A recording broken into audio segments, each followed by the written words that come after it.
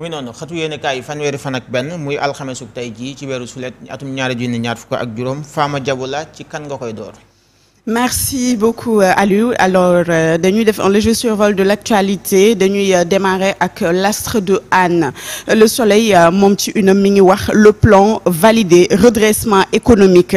Alors le Premier ministre présente la feuille de route demain au Grand Théâtre maanaam suba dina présenter daal à tous les Sénégalais li nga xamante ni mooy feuille de route bi lu ñeel plan de redressement bi. Alors l'Office national de lutte contre la corruption va remplacer l'OFNAC. Adoption, projet de loi sur la déclaration de patrimoine, l'accès à l'information et le statut des lanceurs d'alerte. Loolu lépp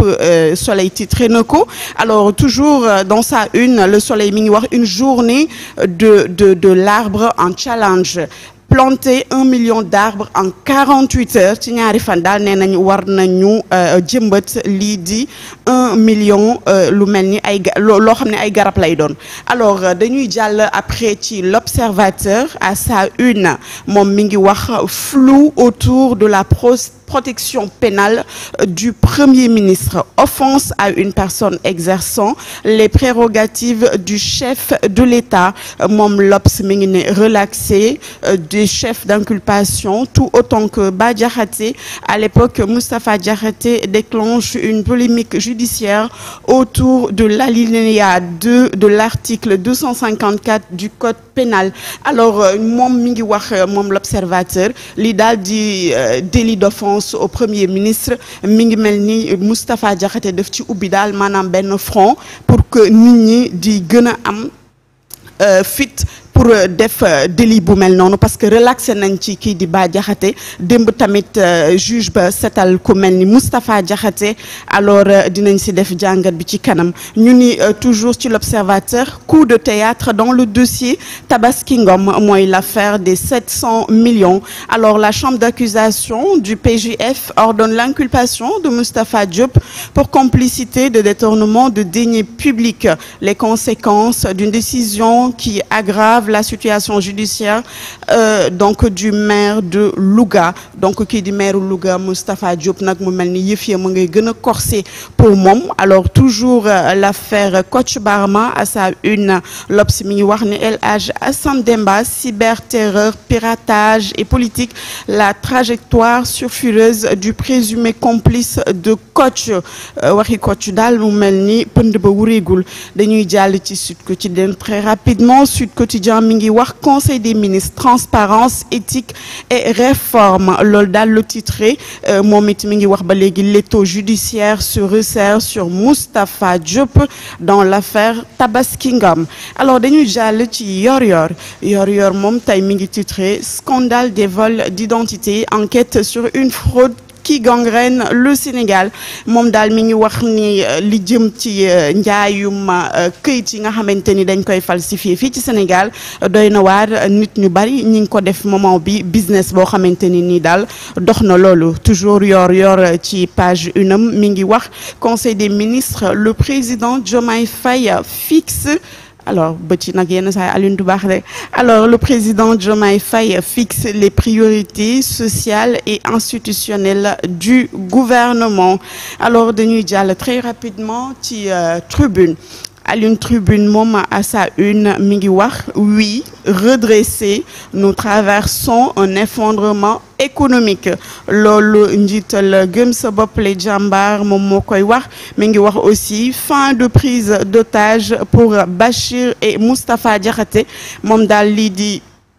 jàpp ba nga xam ni moom la ñu jàppoon Bachir Fofana ak Moustapha Diakhaté ñi ngi ko jàppee woon prise d'otage. Loolu la Tribune na wax. Dañuy jàll très rapidement ci Source A. Alors Mohamed Gueye arrêté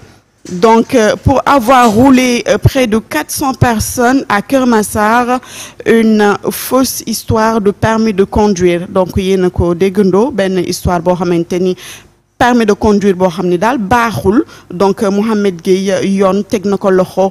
détail de sa lourde charge Moustapha Diakhaté moom mooy wax maanaam daal démb ba mu génnee Moustapha Diakhaté génn na daal di defaat daal ay révélation yu mag a mag alors on passe directement ci enquête alors enquête moom ci unam mi ngi titré à quel chiffre se fier donc déficit en cours de la dette loolu daal lu enquête daal di titré toujours ci enquête mi ngi wax le cas de Fallou Fall donc un procès très médiatisé accusé de viol sur sa sœur Fallou Fall fixé sur son sort le 27 août moom procès démb la woon moom Fallou alors lii di teesu viol bi nag daanaka teggi nañ ko tegee ko ne mi ngi xaar nag verdict bi le 27 août incha allah alors on avance dañuy dem ubbi les échos moom mi ngi titré des organisations américaines dénoncent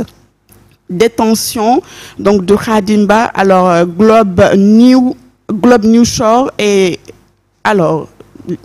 day na waat de Aliou li xaw ma anglais la xaw ma allemand alors dañ koy sauter le groupe de travail des États-Unis sur la détention arbitraire déjà saisi les institutions internationales les ONG de défense les droits humains et les acteurs économiques interpellés ñoom daal ñi ngi woote organisation américaine yooyu ñi ngi dénoncer donc à des fraudes yoo xam ne daal jaarul yoon te leerul fii ci sunum réew alors Vox Populi moom mi ngi titré à sa une dossier Sonko Adji Sarr violence politique qui a peur maanaam kan moo ragal ci diggante Adji Sarr ak Sonko dossier boobu buñ ko ubbiwaatee alors ñi ngi détaillé ñi ngi wax la relance du dossier par le parquet ouvre une perspective inédite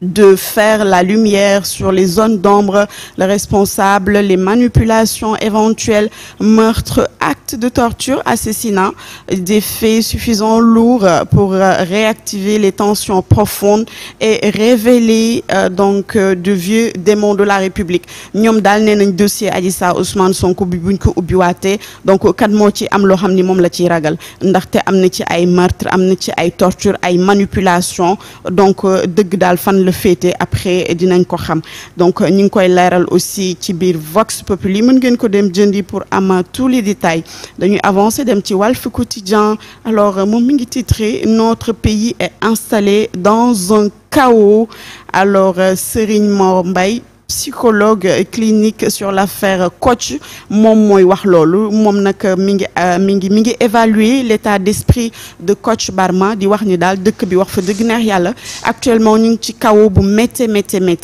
donc plan de redressement économique l'opposition tire sur Sonko plan de redressement ba nag je rappelle que suba la fële ca Grand Théâtre mais opposition bi daal ku ya ma ngay jógee fu ne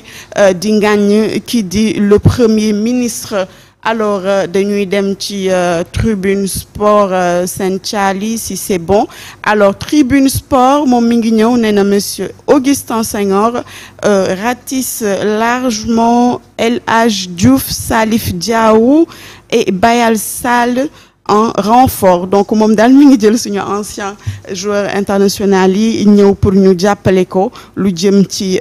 falin bi nga xamante ni ndax moom mi ngi bëgg a toogaat ci chaise président fédération sénégalaise de football je rappelle que actuellement moom moo nekk même njiit la moment bi nag élection yi mi ngi jege si bu baax a baax candidat yi nag kenn ku nekk yaa ngi dérouler sa feuille de route pour ñu mën la fal nga nekk président fédération sénégalaise de football alors Sen dañuy jàll ci record je pense que moom la ñuy tëjee moom mi ngi titré donc les lionnes à l'assaut des éléphantes donc suñu gaynde yu jigéen ñi dañuy daje tey ak lii di Côte d'Ivoire en quart de finale fële ci Afrobasket ba alors lii nag moo gënoon fës ci xëtu yéenekaay à l'une jërëjëf Fama Diaboula ci xëtu yéenekaay yooyu nga xam ne jàngal nga ko suñu mbokk yi ñi nga xam ne daanaka jënd ko wala lire ko dana xaw a jafe lool ci ñoom yow nga tënkal leen ko ci ay minutes ngir ñu comprendre ñun itam danañ ko gën a faram-fàccee ci biir waxtaan bi ci yenn yi nga xam ne jukki nañ ca aslëf ca la ñu ca xam waaye bala ñu caa dem Fama dañuy desandi ci yow wax ci li nga